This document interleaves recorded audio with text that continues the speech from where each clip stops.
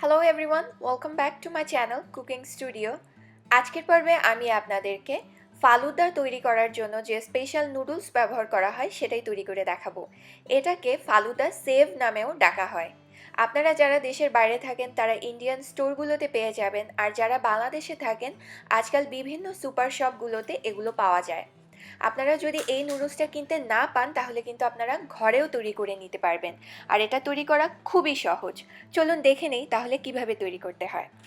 ফালুদার noodles বা save তৈরি করার জন্য আমি একটা প্যানে 1 কাপ পরিমাণ নর্মাল পানি নিয়ে এর মধ্যে 1/2 কাপ পরিমাণ কর্নফ্লাওয়ার নিয়ে নিচ্ছি। এবার এর মধ্যে দিচ্ছি স্বাদ মতো লবণ। এখন এটাকে ভালোভাবে মিশিয়ে নিচ্ছি।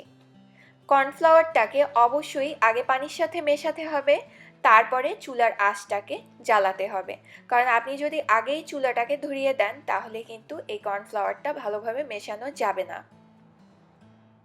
যখন ভালোভাবে মিশে যাবে সেই পর্যায়ে চুলাটাকে মিডিয়াম থেকে লোতে দিয়ে এটাকে জাল করতে হবে। আর জাল করার সময় অবশ্যই অনবরত নাড়তে হবে। এটাকে কোনোভাবেই নিচে লাগতে দেওয়া যাবে না। আপনি যদি অনবরত না নাড়েন তাহলে কিন্তু এটা কোথাও বেশি কোথাও কম দলা পেকে যাবে। ঠিক 6 থেকে 7 মিনিট পর দেখবেন এরকম সুন্দর একটা নরম কায়ের মতো দেখা যাবে। একেবারে শক্ত করে ফেলা যাবে না, এরকম নরম থাকা অবস্থাতেই এখান থেকে অর্ধেকটা আমি তুলে রাখছি, কারণ আমি অর্ধেকটা একেবারে সাদা রাখবো আর বাকি অর্ধেকটায় আমি রং মিশিয়ে নিব।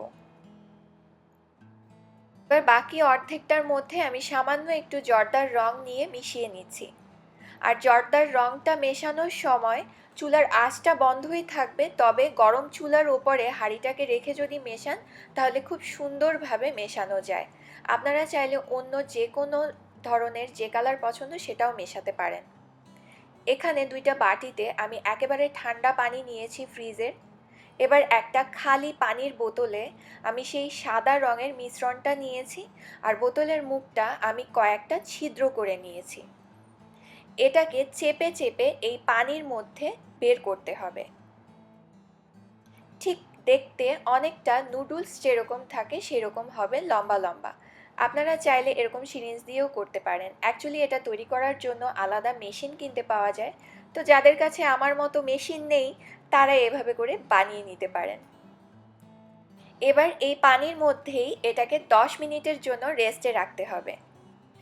ঠিক 10 মিনিট পরে আমি একটু তুলে দেখাচ্ছি, দেখেন এটা কি সুন্দর নুডলসের মতো দেখা যাচ্ছে। এবার এটা আপনারা যখন ফালুদা তৈরি করবেন তখন ব্যবহার করতে পারবেন।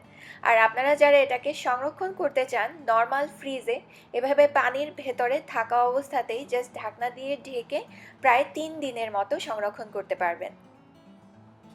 দেখেছেন কতটা সহজ এই ফালুদার জন্য স্পেশাল নুডলসটা তৈরি করা। এটা দিয়ে কিভাবে ফালুদা তৈরি করে আপনারা খেতে পারবেন সেটা দেখার জন্য চোখ রাখুন আমার চ্যানেল কুকিং স্টুডিওতে। আজকে বিদায় নিচ্ছি, আল্লাহ হাফেজ।